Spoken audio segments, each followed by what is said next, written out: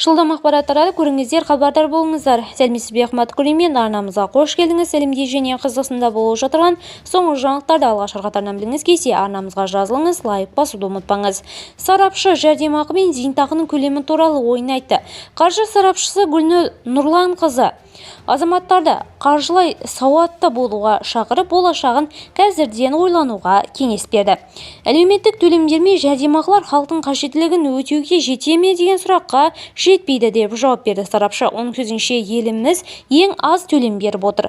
Халық әлеуметтік төлем жәрдемақыға қарап отыра берсе, жағдай қиын болады. Оны азық-түлікке, дәрі-дәрмекке жеткізу өте қиын.